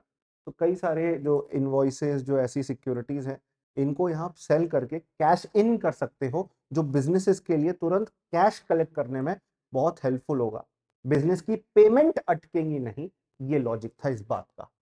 बाकी सरकार थोड़ा प्रोफेशनल सपोर्ट भी देगी, कॉर्पोरेट मित्र सरकार बनाएगी, ये कुछ चार्टर्ड अकाउंटेंट, लॉयर, ऐसे एक्सपर्ट लोग होंगे, प्रोफेशनल्स होंगे, जो कि हमारे देश के टीयर 2 और टीयर सिटीज में, छोटे शहरों में, जो माइक्रो स्मॉल मीडियम एंटरप्राइज है, जिनको बिजनेस का थोड़ा बहुत ही अनुभव है, ज्यादा अनुभव नहीं है, तो ये एक्सपीरियंस लोग उनको और अनुभव देंगे, उनको रूल्स रेगुलेशंस के बारे में समझाएंगे, और ये सब होगा बहुत सस्ती कॉस्ट पे, अफोर्डेबल कॉस्ट पे, जिससे हमारे छोटे बिजनेसेस ग्रो हो सके। सरकार ने एक टैक्स प्रपोजल भी दिया है कि जो अभी करंट वैल्यू कैप है ऑन कुरियर एक्सपोर्ट्स, जो हम सामान बाहर एक्सपोर्ट करते थे, उसके ऊपर 10 लाख रुपए पर कंसाइनमेंट का एक कैप था, अब वो भी हटा दिया, मतलब उससे बड़े अमाउंट के सामान को आप इंडिया से बाहर कुरियर एक्सपोर्ट के तौर पे सेंड कर सकते हो। तो जो सामान 10 लाख से ज्यादा का भी एक्सपोर्ट करना चाहते हैं, मान लो 50 लाख का, उनको 5 कंसाइनमेंट में भेजना पड़ता था, अब उनको ज्यादा अमाउंट का रिलैक्सेशन मिल जाएगा, तो वो कम कंसाइनमेंट में बेचेंगे और कंसाइनमेंट फीस कम लगेगी। मतलब यार कंसाइनमेंट्स कई सारे आपको सेंड करने पड़ते थे, क्योंकि 10 लाख की कैपिंग थी, इससे ज़्यादा अमाउंट का आप एक बार में नहीं कर सकते सेंड, अब उसमें हमें रिलैक्सेशन या रिफॉर्म बेटे मिल गया है। नेक्स्ट है renewing the emphasis on service sector. तो सर्विस सेक्टर की ग्रोथ पर फोकस करने के लिए सर्विस सेक्टर में एक बड़ा इंपॉर्टेंट पार्ट है education to employment and enterprise standing committee का। ये हमारे देश में एक हाई पावर्ड कमिटी बनाई थी कि भाई कॉलेजों में जो कुछ पढ़ाया जा रहा है उनसे बच्चों को क्या एक्चुअली फायदा हो रहा है, जो सर्विस सेक्टर के अंदर इन्वॉल्व है, क्या जॉब्स क्रिएट हो रही हैं, जॉब्स कैसे क्रिएट हो रही हैं सर्विस सेक्टर में, टेम्पररी है, परमानेंट है। क्योंकि ये जो सर्विस सेक्टर है ना, हम खूब सॉफ्टवेयर बेचते हैं बाहर, खूब आईटी कंपनियां इंडिया के बाहर चीजें सप्लाई करती हैं, तो इससे एक्सपोर्ट करके बहुत पैसा कमाया जाता है और ये विकसित भारत के लिए बहुत जरूरी भी है। तो ये कमिटी हमने हाई पावर्ड स्टैंडिंग कमिटी बनाई थी ताकि इसको और बूस्ट दिया जा सके। हेल्थ सेक्टर के अंदर एलाइड हेल्थ प्रोफेशनल बनाए जाएंगे, मेडिकल एक्सपर्ट्स बनाए जाएंगे, नए नए हेल्थ इंस्टीट्यूट्स ओपन करे जा रहे हैं बेटा, अभी हम देखेंगे बजट के अंदर। नेशनल स्किल क्वालिफिकेशन फ्रेमवर्क जो है, इसके अंदर और लोगों को नए नए स्किल्स के अंदर स्किल ट्रेनिंग दी जाएगी, खासतौर पे जो हमारे केयर गिवर होते हैं, नर्सेज और मेडिकल स्टाफ जिनका केयर गिविंग का ख्याल रखने का काम है दूसरों का, उनको नए नए स्किल्स प्रोवाइड किए जाएंगे और उन्हें स्किल डेवलपमेंट किया दिया जाएगा। 1.5 लाख स्किल लोगों को स्किल्स दिए जाएंगे, ठीक है ना, 1.5 लाख लोगों को ट्रेन किया जाएगा। 1.5 लाख स्किल्स नहीं है, 1.5 लाख लोग हैं जिनको स्किल दिए जा रहे हैं, ठीक है ना, इतने दुनिया में स्किल्स थोड़ी ना हो गए तो हम 1.5 लाख पे कंफ्यूज ना हो। मेडिकल टूरिज्म 5 हब बनाए जा रहे हैं जहां पे मेडिकल वैल्यू टूरिज्म, जहां पे इंडिया में अफगानिस्तान से, ईरान से, बाकी देशों से लोग यहाँ इलाज करने आते हैं, इंडिया में इलाज कराने आते हैं, तो उनको सपोर्ट करेंगे हम अलग अलग स्टेट्स में ये मेडिकल वैल्यू टूरिज्म हब बनाकर, जिसमें सरकार अकेली ही नहीं, प्राइवेट सेक्टर भी इन्वॉल्व होगा। यही चीज मैं ट्रैक ट्रैक कर रहा था, ट्रेस कर रहा था, इसी वजह से मैक्स हॉस्पिटल्स का कंपनी का शेयर बहुत बढ़ गया। प्राइवेट सेक्टर को भी तो सरकार इन्वॉल्व करेगी ना इसमें। आयुष, आयुर्वेद, यूनानी, होम्योपैथी, सिद्धा, इस सेक्टर के अंदर 3 नए all India institute of Ayurveda बन रहे हैं, दिल्ली में एक सरिता विहार के अंदर है, बड़ा फेमस, ठीक है ना, जिससे हम आयुष के मेडिकल इंफ्रास्ट्रक्चर को बूस्ट करेंगे, मेडिसिन के जो फार्मेसी जहाँ दवाइयाँ मिलती है उसको इम्प्रूव करेंगे, ड्रग टेस्टिंग लैब, दवाइयों को टेस्ट करने वाली लैब बनाएंगे, राइट, और वर्ल्ड हेल्थ ऑर्गेनाइजेशन के पैरामीटर्स के हिसाब से ये सब सेल करेंगे, सब प्रोवाइड करेंगे प्रॉपर सर्टिफाइड तरीके से। ग्लोबल ट्रेडिशनल मेडिसिन सेंटर जो WHO का है वो भी इंडिया में इस्टेब्लिश किया जाएगा, अब इस्टेब्लिश है, उसको अपग्रेड किया जाएगा, उसको इम्प्रूव किया जाएगा, जिससे इंडिया में एक नई क्वालिटी का इंफ्रास्ट्रक्चर इंप्रूव हो। कंटेंट क्रिएटर हर जगह आजकल देख रहे हैं आप, कंटेंट क्रिएटर हैं आजकल, एक लड़की भी वायरल हो रही थी, कंटेंट क्रिएट कर रही थी, पीछे से एक लड़का गया, उन्होंने कहा हाँ, zero civic sense, my God, public place में मत बनाओ ना दीदी रील, तो इतना दिक्कत है तो orange economy, creator led economy, content creator led economy को बूस्ट देने के लिए हम 15,000 स्कूल्स में, सेकेंडरी स्कूल में और 500 कॉलेजेस में कंटेंट क्रिएटर लैब बनाएंगे, ताकि animation, videos, graphics, comic books, इस सेक्टर को जो ग्रोइंग सेक्टर है और ग्रोथ के रास्ते पे ले जा सके। हम नया नेशनल इंस्टीट्यूट ऑफ डिजाइन बनाएंगे, डिजाइन टेक्नोलॉजी को बूस्ट करने के लिए, और इस बार ये eastern India, north eastern India के अंदर क्रिएट किया जा रहा है। स्पोर्ट्स के लिए, स्पोर्ट्स का एक बहुत अच्छा इवेंट होता है खेलो इंडिया यूथ गेम्स, खेलो इंडिया मिशन, गेम कराए जाते हैं हर साल। तो हम बहुत टैलेंटेड लोग देख रहे हैं स्पोर्ट्स के अंदर, पर उनको अभी और कोचिंग की जरूरत है, तो सरकार कोचिंग प्रोवाइड करेगी। स्पोर्ट्स इंफ्रास्ट्रक्चर में साइंस एंड टेक्नोलॉजी के इस्तेमाल को हमारे अलग अलग स्पोर्ट्स फैसिलिटीज के अंदर प्रोवाइड किया जाएगा। इसके अलावा 5 यूनिवर्सिटी टाउनशिप बनाए जा रहे हैं, ऐसे एरियाज जो पूरे पूरे शहर लगते हैं, वहाँ यूनिवर्सिटी होंगी और यूनिवर्सिटी के आसपास पूरे पूरे शहर बसे होंगे, लोगों के लिए हॉस्टल, खाने की जगह, वो सब अवेलेबल कराई जाएंगी। और ये बड़े बड़े इंडस्ट्रियल और लॉजिस्टिक कॉरिडोर के आसपास बनाया जाएगा, क्योंकि आगे उनको नौकरी करना होगा तो इन इंडस्ट्रियल सेंटर्स में ही तो जाना होगा, आगे उन्हें बिजनेस स्टार्ट करना होगा तो इन लॉजिस्टिकल एरियाज के पास ही तो जाना होगा, तो उनको प्रैक्टिकल नॉलेज भी काफ़ी अच्छी मिल सकती है अगर वो इनके पास बने हुए हों तो। गर्ल हॉस्टल डेवलप करना है इंडिया के हर डिस्ट्रिक्ट के अंदर, ताकि हायर एजुकेशन के इंस्टीट्यूट्स के अंदर जो साइंस, टेक्नोलॉजी, इंजीनियरिंग, मैथमेटिक्स के एरिया में बच्चियों को तालीम दे रहे हैं, पढ़ा रहे हैं, उनमें बच्चियां इंसेंटिवाइज हो आने की, डरे नहीं, क्योंकि हॉस्टल है, हॉस्टल में उनकी हेल्थ का, उनकी एजुकेशन का, उनकी सेफ्टी का, सबका ख्याल रखा जाएगा। We are setting up and upgrading 4 telescope infrastructure facility, telescope for astro physics purposes, we are developing it. National institute of hospitality ये हम सेटअप कर रहे हैं, ये हमारे कॉलेजेस और सरकार के और इंडस्ट्री के तीनों की ज़रूरतों को समझकर टूरिज्म को बूस्ट करने के लिए, जैसे हमारे पास पूसा, दिल्ली में पूसा में होटल मैनेजमेंट का इंस्टीट्यूट है, ऐसी और प्रीमियर इंस्टीट्यूशंस की ज़रूरत है। तो नेशनल इंस्टीट्यूट ऑफ हॉस्पिटैलिटी हमारे कॉलेजेस, हमारी इंडस्ट्रीज, हमारे हमारे हमारे हमारे इंडिया के हॉस्पिटैलिटी सेक्टर की ज़रूरत है समझकर बच्चों को वैसे पढ़ाएगा, ट्रेनिंग दिलवाएगा, और वो हमारे हॉस्पिटैलिटी सेक्टर को और ग्रो करवाएंगे। इंडिया के होटल्स, इंडिया का रेस्टोरेंट्स, इंडिया के टॉप इंस्टीट्यूशन जो इस प्रकार के हैं, उनमें क्वालिटी और सुधरेगी। 10,000 गाइड 20 टूरिस्ट साइट में हमें ट्रेन करने हैं कि जो फॉर एग्जांपल टूरिस्ट आते हैं, hello sir, how can we help you. मैं एक बार ताजमहल गया था, तो I was communicating with a friend of mine, she was French, वो इंडिया आई हुई थी फ्रांस से। मैं I was talking to her, तो भागा भागा एक बंदा आया, वो यही था, गाइड ही था। I show it, I show Taj Mahal to you. मतलब भाई हिंदी आती है मेरे को, तो हिंदी बता दे, मैं इसको समझा दूँ, ठीक है, फेक एक्सेंट मत मार। क्योंकि वो दिख रहा था, he is just trying to, you know, just to earn money, try to be a guide. उसको एक्चुअली हिस्ट्री भी ज्यादा नहीं पता थी ताजमहल की, और मैं उसे बताना चाहता था कि भाई यूपीएससी मैंने तैयार किया, मुझको पता है यहाँ पे क्या है, कैसे क्यों है, मैं बता दूंगा यार, तू रहने दे। ही वॉज वेरी अनप्रोफेशनल, मैं बस ये कहना चाहता हूँ। तो कोई बात नहीं, ऐसे लोग जो पैसा कमाना चाहते हैं सेक्टर से, देखो पेट सबको पालना है, रोटी सबको कमानी है, हम बुराई नहीं करेंगे इनकी, बट प्रॉपर गाइड, गाइड तो लगे। तो 10,000 गाइड्स को स्किल डेवलपमेंट ट्रेनिंग देनी है। 20 tourist places, iconic tourist places which of course will include Taj Mahal and such places in India. National destination digital knowledge grid बनाया जा रहा है, जो हमारे देश में इंपॉर्टेंट साइट्स हैं, जो लोग घूमने देखने आते हैं, उनका पूरा डिजिटल डेटाबेस बन सके। फिर लोग ट्रैकिंग के लिए जाते हैं, माउंटेन ट्रेल्स, पहाड़ों की ट्रैकिंग पे जाते हैं, टर्टल ट्रेल्स, जो हमारे गहीर मथा हो गया उड़ीसा का, ऋषिकुल्या के पास हो गया, वहाँ पे ना टर्टल, ऑलिव रिडली टर्टल देखने मिलता है, तो उनके हम साइट्स को देख सकें। बर्ड वॉचिंग ट्रेल्स, कई चिड़ियाँ होती हैं, जैसे राजस्थान के भरतपुर के अंदर है, वहाँ पे लोग देखने जाते हैं बर्ड्स को।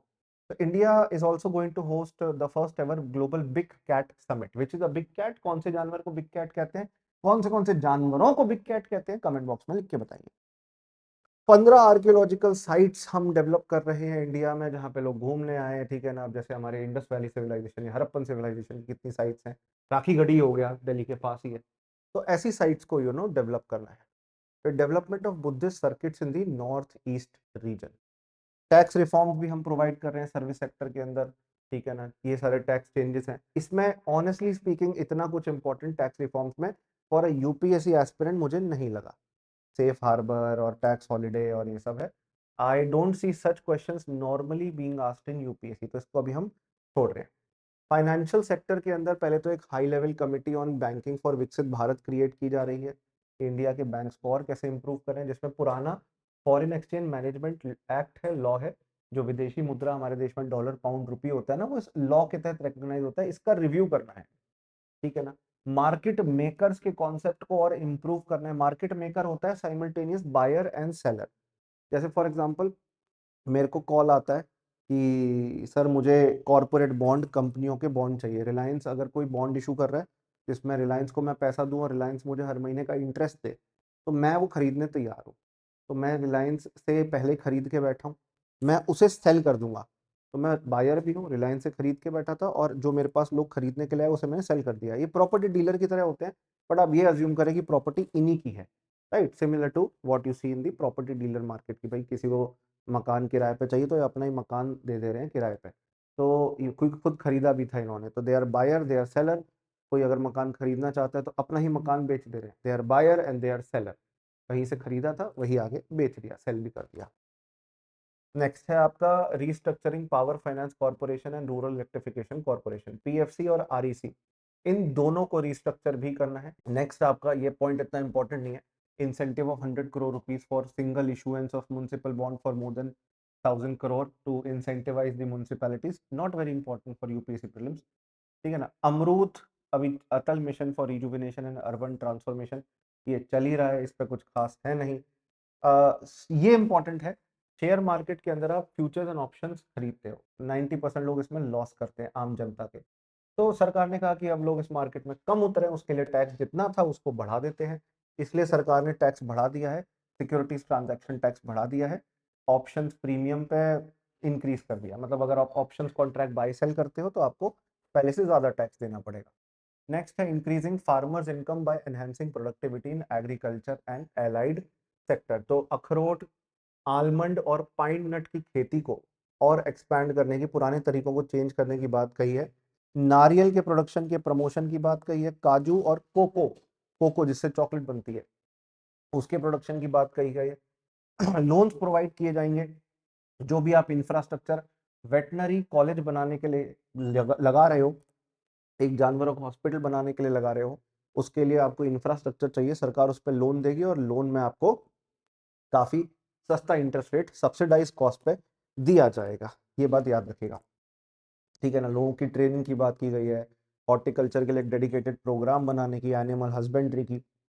ये एक्चुअली जहां इंपॉर्टेंट होगा मैं आपको पॉइंट अपने आप ही बता दूंगा। जैसे integrated development of 500 reservoirs and Amrit Sarovar, जिनके अंदर मछलियों का पालन किया जाएगा।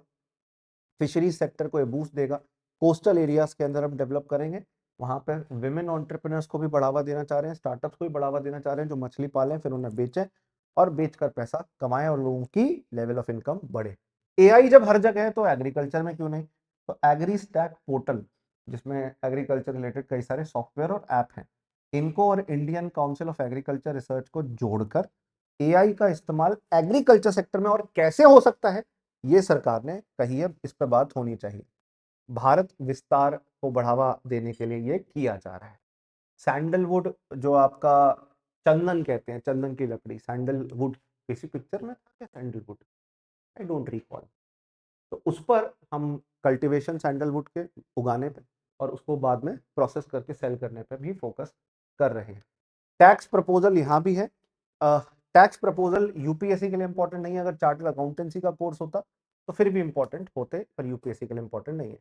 बाकी इंफ्रास्ट्रक्चर पे आ जाए तो इन्होंने 2015 से 2027 के बीच में कैपिटल एक्सपेंडिचर जो सरकार इंफ्रास्ट्रक्चर पर खर्चती है उसको कंपेयर किया है कि 2015 में 2 लाख करोड़ था, 2025-26 के अंदर, ये 26-27 के अंदर पार्डन मी, तो ये 12.2 लाख करोड़ कर दिया जा रहा है। मतलब कैपिटल एक्सपेंडिचर बहुत ज्यादा इंक्रीज कर दिया गया पिछले कुछ सालों में, और जरूरत तो थी ना, क्योंकि इंफ्रास्ट्रक्चर तो चाहिए अगर विकसित भारत बनाना चाहते हो। तो हम शहरों में जहाँ पे 5 लाख या उससे ज्यादा की पॉपुलेशन है, वहाँ के इंफ्रास्ट्रक्चर को डेवलप करने की, टीयर 2 टीयर 3 सिटीज को डेवलप करने की कोशिश कर रहे हैं।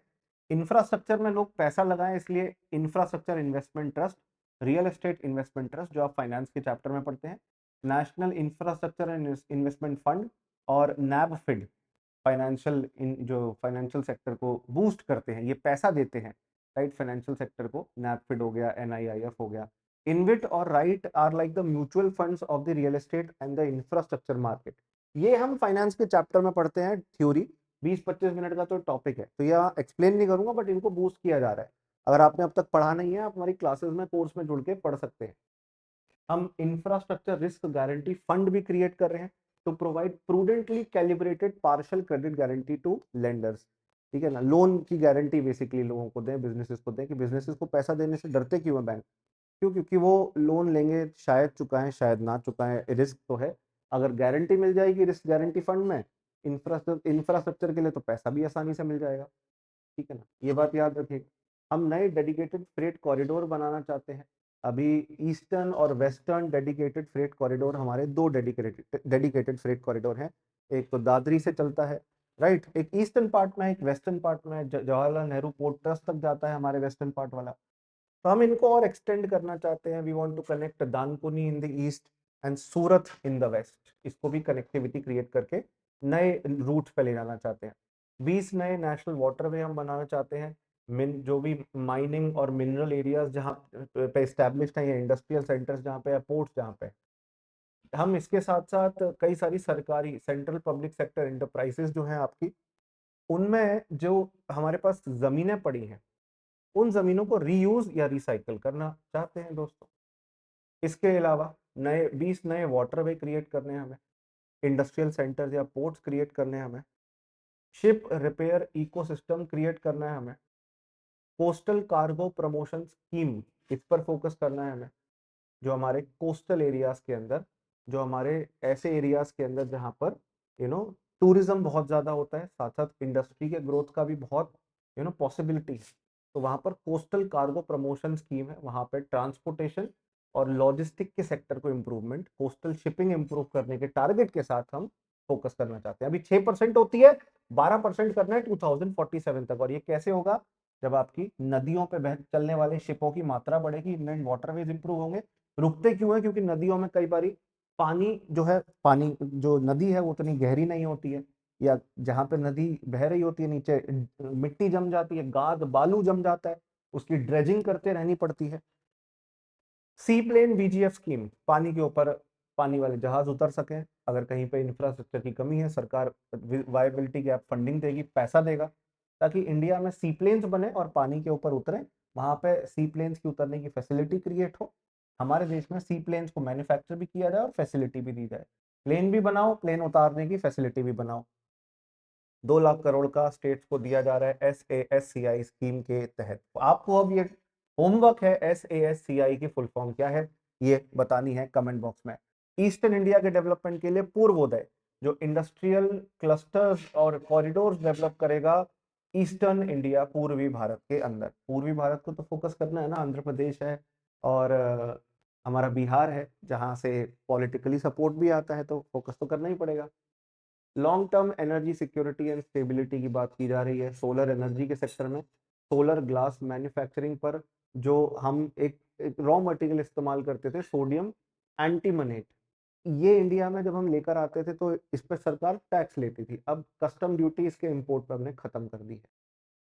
Carbon capture utilisation and storage नाम की टेक्नोलॉजी स्कीम जो है आपकी, इसके लिए सरकार 20,000 करोड़ कर रही है, खर्च रही है कार्बन सिक्वेस्ट्रेशन करने के लिए, कार्बन कैप्चर करने के लिए, ताकि कार्बन डाइऑक्साइड एमिशन कम हो, ग्रीन हाउस गैस पोटेंशियल कम हो हमारे देश का, हमारे प्लेनेट का, और हम अपने देश को एनवायरमेंटल क्राइसिस से बचा सके। हालांकि ये तो सागर की बूंद पकड़ने जितना है, इससे कितना ही आप कार्बन सिक्वेस्ट्रेशन करोगे, इससे अच्छा है पेड़ लगाओ देश भर में, ठीक है ना। जंगलों को काटो मत, इंफ्रास्ट्रक्चर नेचर के साथ रहकर डेवलप करो और सस्टेनेबल डेवलपमेंट पे फोकस करो। कस्टम ड्यूटी हमने क्रिटिकल मिनरल्स के इंपोर्ट पे भी हमने वेव ऑफ करी है, माफ की है।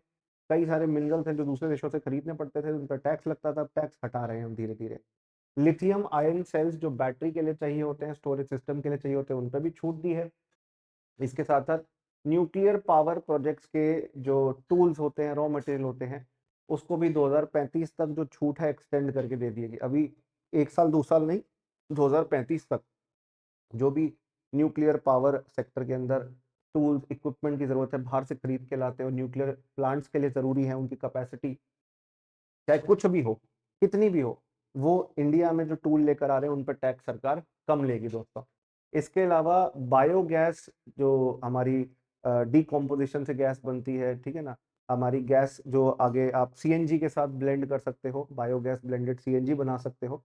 इस पे जो बेसिकली सेंट्रल एक्साइज ड्यूटी लगती थी, प्रोडक्शन पे टैक्स लगता था, उस पर छूट सरकार दे रही है। मतलब एनर्जी बूस्ट की सरकार कोशिश कर रही है।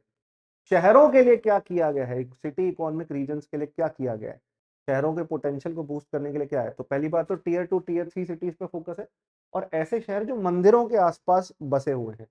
राइट, साउथ इंडिया में कई सारे शहर है, तिरुवनंतपुरम हो गया, मंदिरों के आसपास जो बसे हुए हैं। ग्रोथ कनेक्टर, ऐसे अजमेर भी कहूंगा, अजमेर भी मंदिर के आसपास ही बसा हुआ है। तो कई सारे टेम्पल्स होते हैं ना मंदिर, जो जो जिनके आसपास शहर बसे होते हैं, राइट, तो उनको और बेटर क्वालिटी प्रोवाइड करनी है, उनके इंफ्रास्ट्रक्चर को बेटर करना है।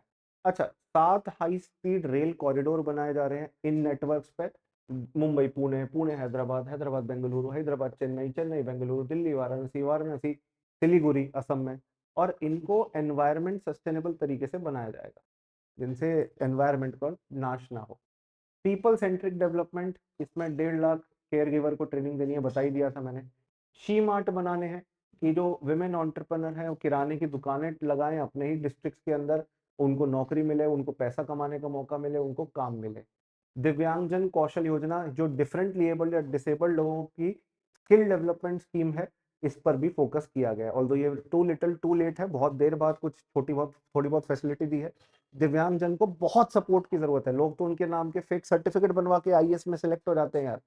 तो इसलिए इनके सपोर्ट के लिए हमें और काम करना है, इतना ही नहीं और चाहिए। ट्रेनिंग तो देनी देनी है, स्किल डेवलपमेंट तो देना देना है, साथ साथ अच्छी खासी नौकरियों की अपॉर्चुनिटी, जो लिखा है ना, डिग्निफाइड लाइवलीहुड अपॉर्चुनिटी, ये भी हमको प्रोवाइड करनी है। दिव्यांग सहारा योजना, इस पर हम फोकस करें। Timely access to high quality assisted devices for all eligible differently abled population. जो डिवाइसेस होते हैं, जो देख नहीं पाते उनके लिए स्टिक होती है, और जो सुन नहीं पाते, अलग अलग लोगों के लिए जो डिवाइसेस होते हैं वो प्रोवाइड किए जाएंगे, हाई क्वालिटी डिवाइसेस। जैसे इंडिया में एलिम्को नाम की कंपनी है जो ये बनाती है, artificial limbs manufacturing corporation of India, ALIMCO. इसका जो अभी जिस स्केल पे काम कर रहा है, इसको और बूस्ट करना है, असिस्टेड डिवाइसेस को और बूस्ट करना है, इनके रिसर्च एंड डेवलपमेंट में और फोकस करना है, इनमें AI का कैसे इस्तेमाल हो सकता है उसको भी फोकस करना है। फिर पीएम दिव्याशा केंद्र, ये बेसिकली जैसे मार्ट होती है ना, रिटेल स्टोर होती है, तो कई सारे ऐसे दिव्याशा केंद्र होंगे जिनमें प्रोडक्ट्स सेल करके आपका तो बेसिकली एक रिटेल इंफ्रास्ट्रक्चर बूस्ट करने का ये रिफॉर्म है। हमारे देश में हॉस्पिटल तो कई सारे हैं, मेंटल हॉस्पिटल्स या जो मेंटल हेल्थ से जुड़े हुए हॉस्पिटल्स होते हैं वो लिमिटेड है। तो निम्हांस साउथ इंडिया के अंदर है, बहुत फेमस हॉस्पिटल, उसका जो निम्हांस 2 है, सेकेंड एडिशन, सेकेंड वर्जन, वो हमारे अब इंडिया में नॉर्थ में भी क्रिएट हो, इसके लिए रांची, रांची तो टेक्निकली सेंट्रल इंडिया हो गया, पर तेजपुर, नॉर्थ का मतलब सिर्फ दिल्ली नहीं होता दोस्त, नॉर्थ ईस्ट भी हो सकता है, तो तेजपुर के अंदर भी हम ये मेंटल हेल्थ इंस्टीट्यूट क्रिएट कर रहे हैं, अपग्रेड कर रहे हैं और इम्प्रूव कर रहे हैं इनकी क्वालिटी। इमरजेंसी और ट्रॉमा सेंटर डिस्ट्रिक्ट हॉस्पिटल्स में क्रिएट किए जाएंगे, कहीं किसी का एक्सीडेंट हुआ तो ट्रॉमा सेंटर में ले जाया जाता है, इमरजेंसी सेंटर में ले जाया जाता है। नेक्स्ट है ट्रस्ट बेस्ड गवर्नेंस। टीयर 2 और टीयर 3 सिटीज के अंदर जो टैक्सेस, जो ड्यूटीज जो कुछ कुछ एरियाज के ऊपर लगती है, उसमें हम कुछ एग्जाम्शन, कुछ कुछ एक्सटेंशन दे रहे हैं, extension will be the right word to use. ये पॉइंट इंपॉर्टेंट नहीं है बिकॉज थोड़ा ज्यादा टेक्निकल हो जाता है यूपीएससी के लेवल के मुकाबले, जहां पे कस्टम्स, जहां पे टैक्सेस के प्रोविजन आ जाते हैं, तो यूपीएससी प्रीलिम्स का तो मैं ट्रेंड बता रहा हूँ, उतना डेप्थ में जाके इनके बारे में नहीं पूछता है। Ease of doing business and ease of living.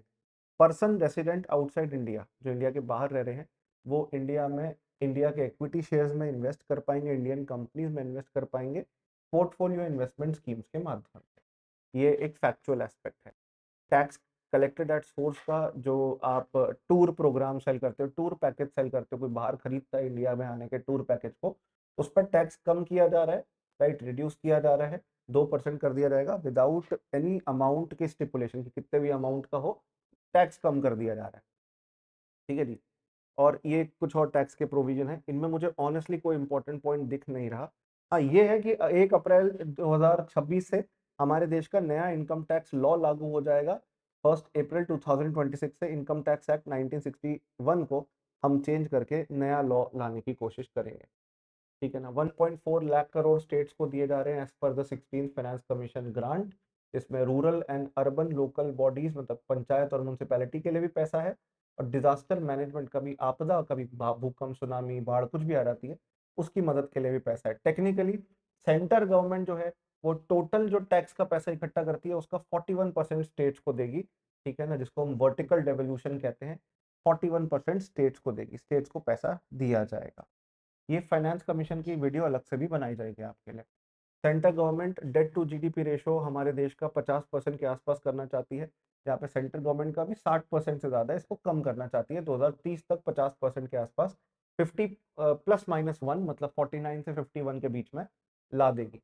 Date to GDP ratio is estimated to be 55.6% of GDP. We are trying to reduce the same ratio, right. और ये इतना इम्पोर्टेंट नहीं है, फिर ये मैंने बता ही दिया था आपको, फिजिकल डेफिसिट 4.3 रखने का टारगेट है। ये आप देख भी सकते हैं, टेबल बहुत अच्छी टेबल है, फिजिकल डेफिसिट के ट्रेंड को दिखा रही है कि भाई ये 2022-23 में 6.5, कोविड के तुरंत बाद 6.5 हो गया था, खूब उधार लेना पड़ा था, सेंट्रल गवर्नमेंट की जिम्मेदारी थी भाई इंडिया के अंदर डेवलपमेंट लाने की, तो खूब उधार लिया गया था, एंड तब से कंसिस्टेंटली ये सारे डेफिसिट्स को कम करने की, सारे उधारियों को कम करने की कोशिश की जा रही है। Where does the rupee come from, where does the rupee go to, ये हम पहले ही बता चुके हैं, इन सब पे हम पहले ही बात कर चुके हैं, तो इन पे फिर से कोई बात करने की आवश्यकता है नहीं दोस्तों। तो मोटा मोटा हमने ये बजट को आज कॉन्टेक्स्ट में समझा क्या था इस बार के बजट के अंदर।